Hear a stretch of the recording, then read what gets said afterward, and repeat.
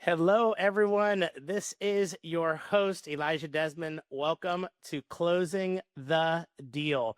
I have a very special guest with me today, Mitch Olin. How you doing, Mitch? I'm doing great. Good to see you, Elijah. Good to see you as well. Listen, we start off these podcasts the same time, same way every time, and you personally have been through this a transition, but it's a point to where you have the ultimate walk-on song. So, when we bring our sellers into the room, the buyers are standing up, clapping, loud music, and they get an opportunity to sell their empire that they've built. If you had to do that today, and you were to walk into the room, you had a walk-on song to sell your group, what would that walk-on song be?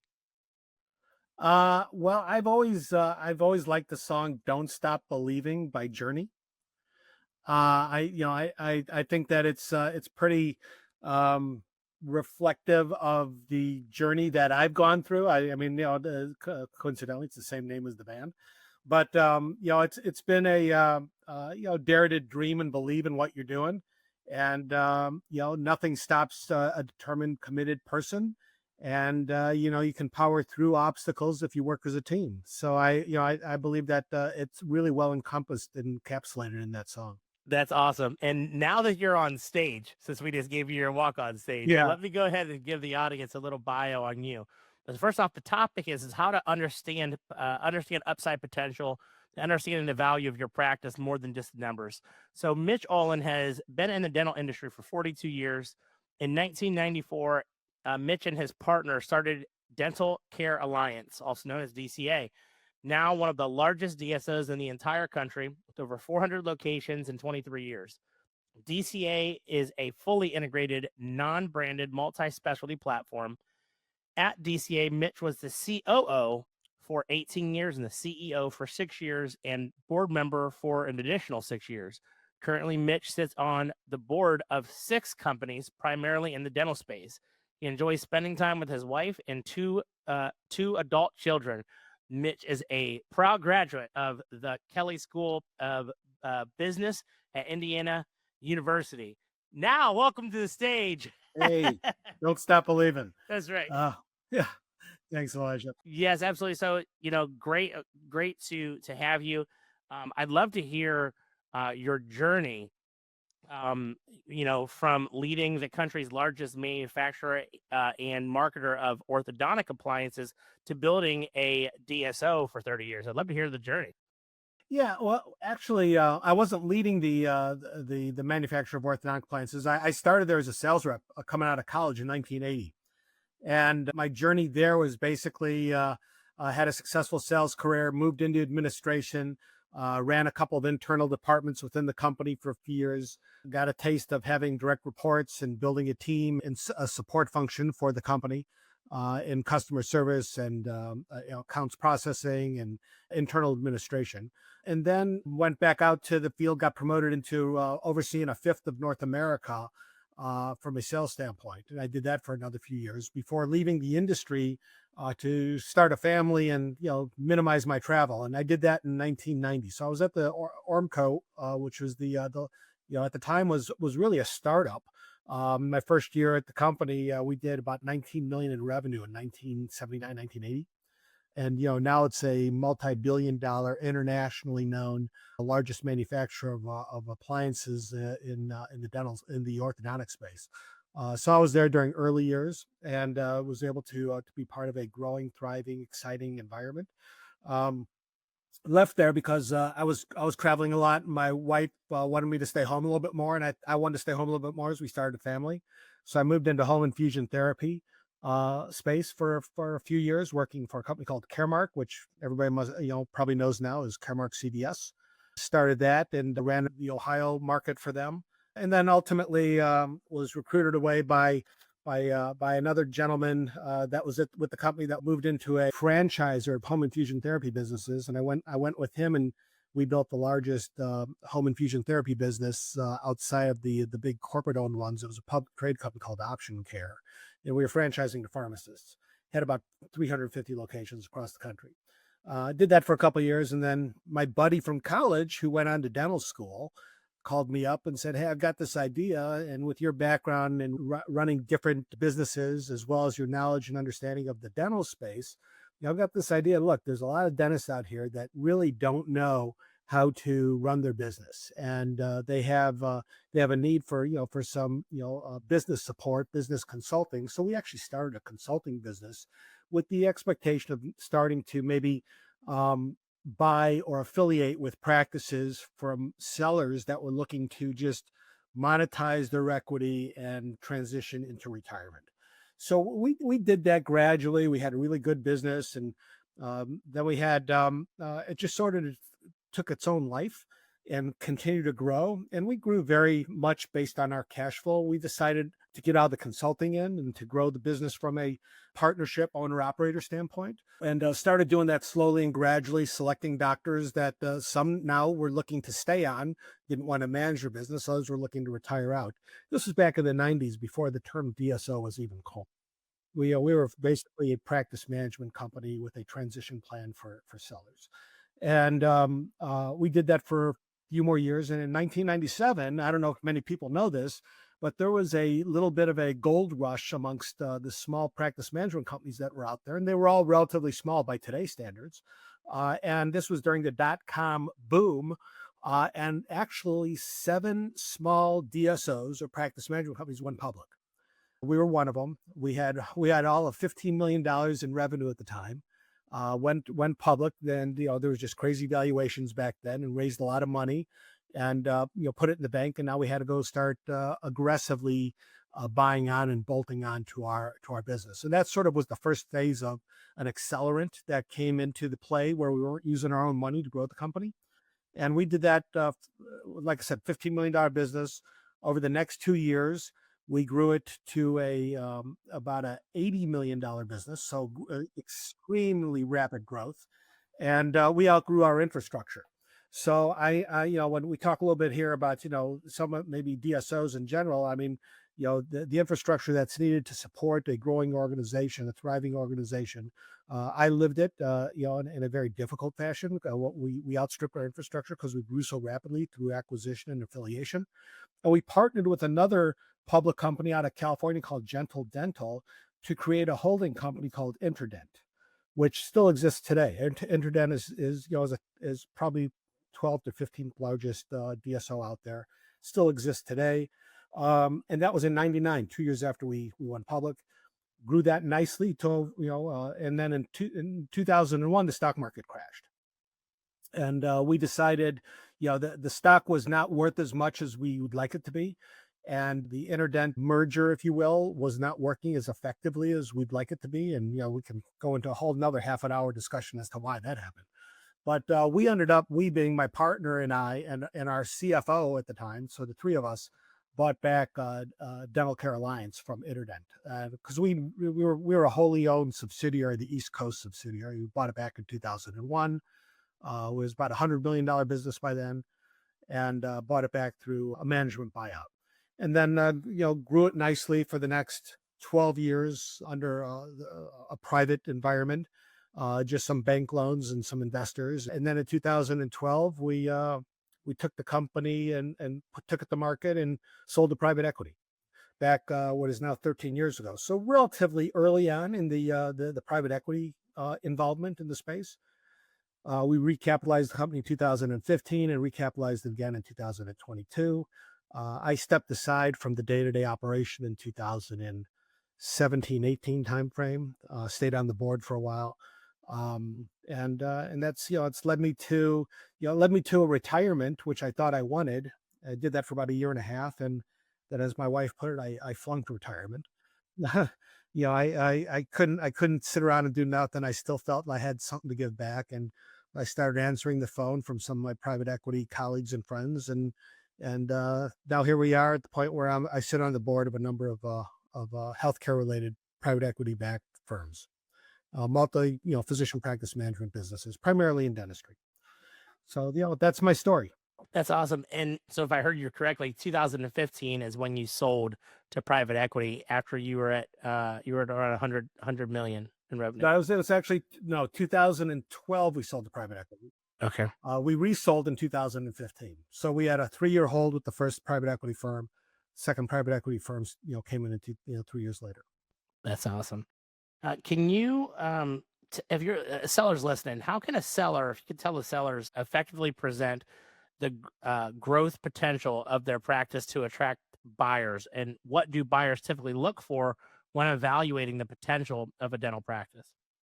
Yeah, that's a good question. And I think there's a lot of variables in there, but there's some overarching things. I mean, the variables are obviously, what type of seller, I mean, what type of buyer are out there. I mean, if you're talking about selling to a DSO, if you've seen one DSO, you've seen one DSO. They're all different visions and missions and models and geographic footprints and multi-platform or multi-branded or not branded. So there's a lot of things that go into what you should look for in a buyer.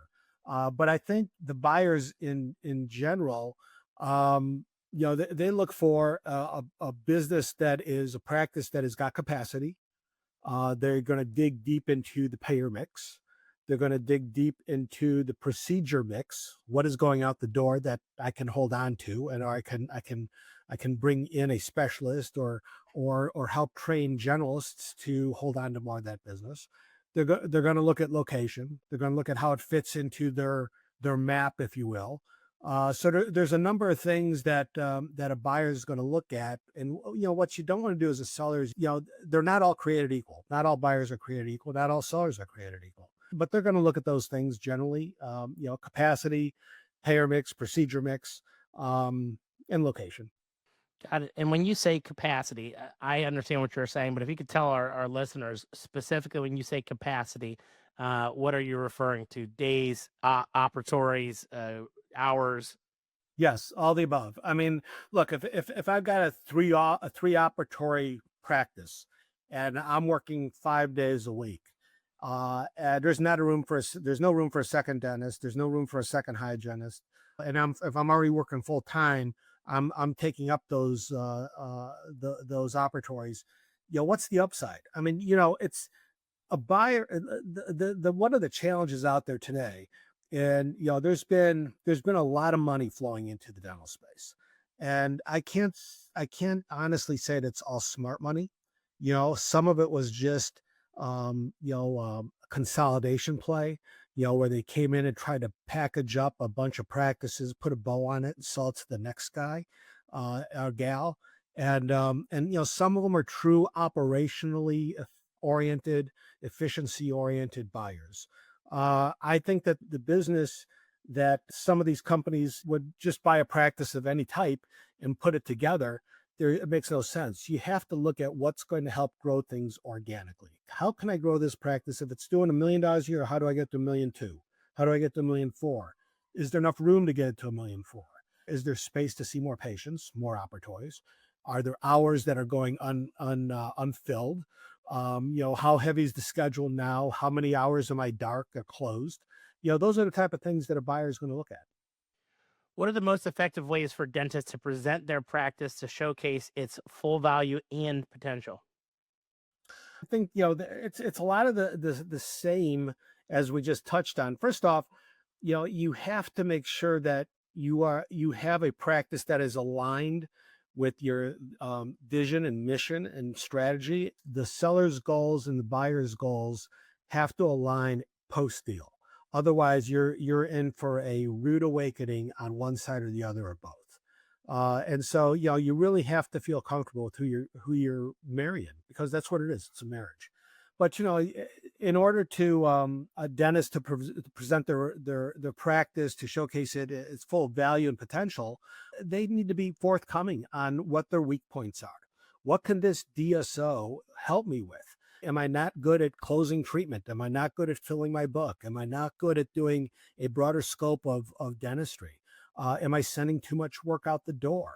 I mean, when I got into this business back in the 90s, the statistic was, and I'm not, I don't think it's still this high, but the statistic was for every dollar a general dentist generated at their practice in the chair, they had another 40 cents being referred out every year. 40% of their revenue was being kicked out at root canals, extractions, orthodontics, wherever the case might be.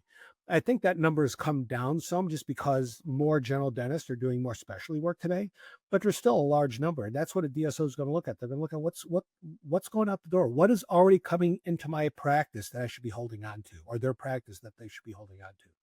So they'll look at the payer mix.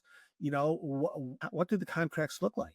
A lot of dentists cut a deal, or they sign up for a PPO, and then they don't go back to the well for 5, 6, 8, 10 years. And they complain about the prices, the reimbursement rates. A DSO is going to look at that right away and say, wow, we've got national contracts. We can get a 20% lift on this payer and a 3% lift on that payer and an 8% lift on this payer. And so they'll buy something and know automatically within the first 6 to 12 months that they will be able to implement their contracts into a practice and have a lift. So that's what I talk about with, payer mix. Procedure mix, the same thing. What's being referred out? How can I hold on to it? What's being diagnosed that's not being, accepted? Do we have a shortcoming there? Is there a practice that, do we have a guy or a gal that's a great diagnostician and you're doing all these treatment plans, but they're not able to get acceptance, or there's nobody in their practice that helps them get acceptance? So those are all areas of opportunity that a buyer will look at. If they're not looking at that, I suggest you run away, because that's not somebody that is going to be a good partner going forward. As someone who ran a DSO, what were the most common traits of practices that thrived post acquisition? Well, I'll go back to, I lean very heavily on this, but an aligned seller with skin in the game. So a seller that has, a vision for, and this is different today than what it was 30 years ago when we started this business. The sellers were more doctors in their 60s and 70s looking to monetize and retire. And it was up to the buyer or the DSO at that time, or the practice management company, as they were called, to integrate in new doctors to take over the book of business. Today, you're seeing more sellers in their 40s and 50s that have built a nice practice. They've maybe hit the wall. It's a lot more difficult environment to manage a dental practice in today than it was 25, 30 years ago. Whether that be from marketing or regulatory or staffing or any number of issues. So you need to have an aligned seller with skin in the game. And what I mean by that is, partnership models have really evolved over the last 10 years, much more so than we saw the previous couple of decades. And so partnership models, align goals, and they have a seller with skin in the game and a buyer with skin in the game. They have to have the same vision for what they see the practice doing, what they see the DSO doing. Is there a game plan, or is the DSO just cobbling together a bunch of practices? How do they take a practice from point A to point B?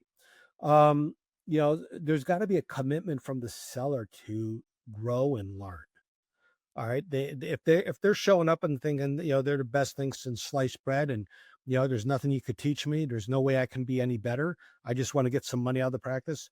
That's not a good match. I mean, there might be some buyers that's okay, but overall, I've seen that to be a very problematic situation, both operationally and clinically. They have to be open to growing and learning.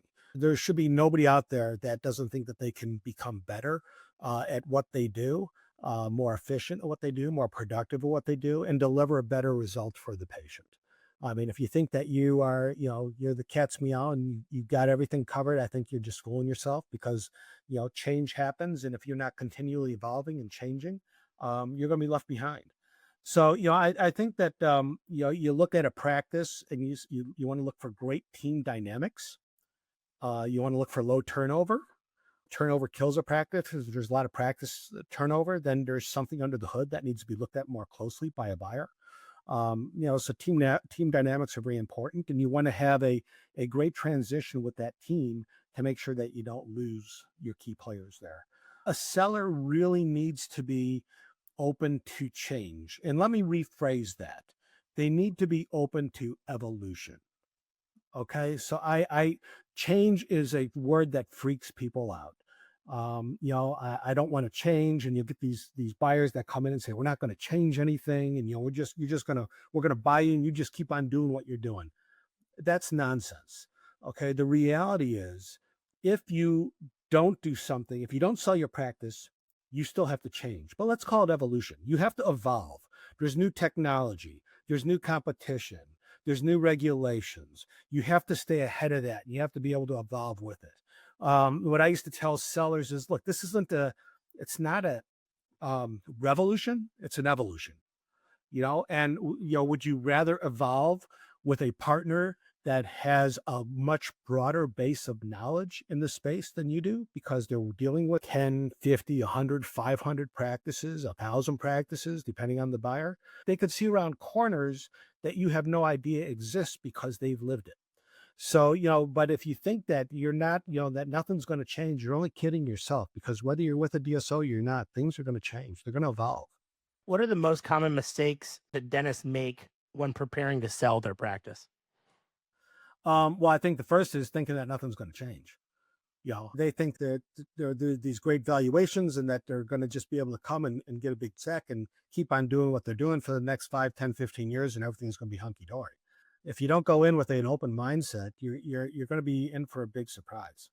I think another mistake is taking their foot off the accelerator after they close. There's a lot of that out there, where you've got sellers that think, well, I've cashed out, or I've cashed out 60 or 70% at a valuation that is well above what I ever thought I would get. I can now take more time off. I could do this. That's a formula for disaster, because you're going to have remember I said it's a marriage. You're going to have a marriage that's not going to work out well. You have to be cognizant of that. Hey, Mitch, I want to stop you right there for that one piece about taking their foot off the gas pedal. I'm talking to dentists all of the time, and something they say is, I got to increase my numbers, right? And the first thing I say when they tell me that is remember, you're going to have to keep up that increase. So increasing your numbers, a year before the sale makes no sense unless you want to keep that momentum going, because that's what's expected, is to keep your momentum going. And a lot of people are growing their practice thinking that they're going to sell, and they got to keep on, at least at minimum, maintain where they're at. But I see that, I call it, consider it a mistake to hurry up and blow up the practice before you sell it. Now, obviously, you increase your margins, etc. But all of a sudden ramping the production, or prior to selling, I think that could be counterproductive. What do you think? Yeah, front loading, and then that, thing you don't have to worry about. Try to get as much out of it as possible. I'm going to put in I'm not working Fridays now, but I'll work Fridays for the next year, so I can jack up my revenue by 20%. Well, if somebody's coming in and buying your practice and you're working Fridays, the expectation is you're going to continue to work Fridays. You're not going to go back to 4 days a week. And those are all discussions that have to be had, because if you think you are and they think you're not, that's going to lead to a very bad situation post deal. But I think that you have to look at this as, if the profession, if the industry, the dental profession is growing, let's say 3 to 4% a year organically. Okay, that's not de novos. That's in a mature practice going 3 to 4% a year through fee increases, through better efficiencies at the practice, scheduling, whatever the case might be, expanding your procedure mix. You're growing 3 to 4% a year. A DSO should hopefully help you grow above that. And if you're not part of a DSO, you should not be thinking, well, I'm not going to be able to grow 3% a year. I'll just sort of, limp in at 1 or 2%, or I'll come in at -1 or 2. Your costs are going to continue to grow up, so you're going to have less to take home. So, you have to be able to work, or have a vision and a program when you're selling your practice that shows a DSO how we can continue to grow this practice at least at market norms, if not better. And ideally, a DSO should be able to grow above what the market norm is. How does timing play a role in maximizing a practice's value, and how can dentists decide when they sell? Well, I think, timing plays a role in that you have to have a plan and know what your plan is. You need to know, and then stick with it. What's my 5 year plan? What's my 10 year plan? What's my 15 year plan? And who can I marry to make that plan reality? I think that maximizing your practice value with a very short term mindset is again not a very positive way to go about this. It's got to be, how can I grow this thing over the next 5, 10 years? At least, 5, 10 years. Maybe you don't have to look out 15 or 20, but you have to look out 5, 10 years. Like I said, more of the sellers today are in their, 40s and 50s. They're going to be practicing another 10, 20 years. Where do they want to be? Where do they want to go? And what's the plan to get there? And can they do it on their own? And if they can, great, more power to them. God bless them. And, in 10 years, then, consider selling then. And many can do it on their own. But the question then becomes, do I want to do it on my own? Do I want to be out there as a solo lone wolf when there are groups of doctors that are my competition that are amassing critical mass of 25, 30 guys in my market, or maybe 1,000 doctors across the country, and they're sharing best practices, and they're bringing in continuing education, and they're getting better contracts from the vendors, and they're getting better contracts from the payers. And so your competition is creating an unbalanced playing field, if you will. And so if you go about it on your own, that's fine. You just have to realize that you have to stay a step ahead of what's going on in the marketplace, because today the industry is rolled up. I don't know, better than I, Elijah, maybe 25%. Yeah, 25 to max 33, but 25, 30. So 25 to 30%. They're talking about it being 45 to 50% over the next 5 to 10 years, depending on how quickly that escalates. You've got the average student or graduate coming out of dental school. They can't afford to own their own practice. Many of them don't want to own their own practice. The demographics of and the gender makeup of what's coming out of school has changed dramatically. So they have to look at when's the best time to sell from a valuation standpoint. I mean, values are still relatively high to historical numbers. They're lower than they were a couple of years ago, but the interest rates are up. It costs more to buy a practice. Is it going to be as robust 5 years from now or 10 years from now? Do I want to take that risk? I talk to doctors all day long, friends and, through friends and family that say, Mitch, will you talk to this guy? And I'll say, look, you got to do the math. If you think you're going to grow 3 or 4% a year, or 5% a year, and you can do that over the next 10 years, then your practice, if at the same valuation as today, will be worth a lot more. But if you're growing on your own for the next 5 or 10 years, but valuations within the DSO space or within the practice valuation space come down a little bit, you have to grow well above market to get that same check you could get today, and possibly parlay that by rolling equity into the company through a partnership. Thank you so much for that. Is there any parting insights or strategies you'd like to share for dentists looking to maximize their value of their practice?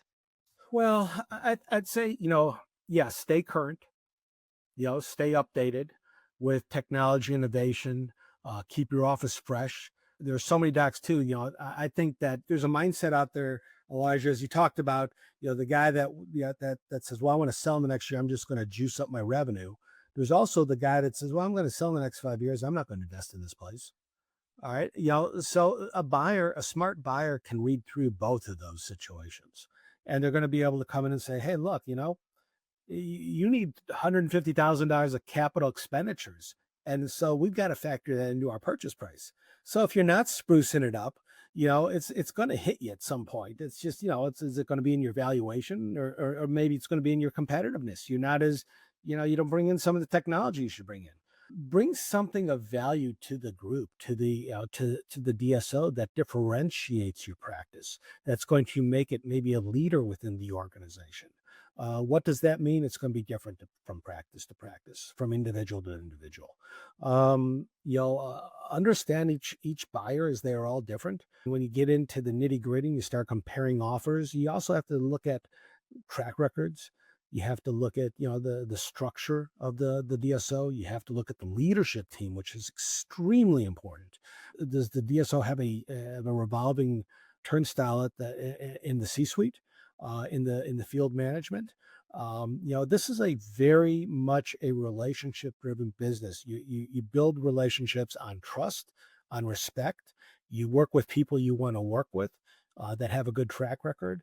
And you can have somebody that shows up and offers you 150, 200, 500, $1 million more, and be miserable with the wrong partner really quickly, or you can have somebody that comes in and gives you a fair offer that you're going to be much happier with, and ultimately you're going to have a better return with over time, because that company more likely will have a better result when they go to recapitalize the business. If you've got equity in the business, that's what you want to see.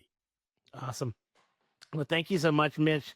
A lot of amazing insights. And of course, DCA is extremely respected in the industry. So it's awesome to have you as a leader in our industry with us on closing the deal. If anybody wants to reach out in any capacity, what's the best way to reach out to you or to find you? Yeah, I'm not much on social media. As a matter of fact, I'm on LinkedIn, but I don't look at it that closely because I'm not looking for a job. But if people do, feel free to email me. It's MB as in boy, OLAN 1310 at gmail.com. That's my personal email. Be happy to to talk with anybody that feels that I could be of any value to them. Awesome. Hey, thank you, Mitch. I appreciate it. And we'll see you all in the next episode. Take care. Bye bye.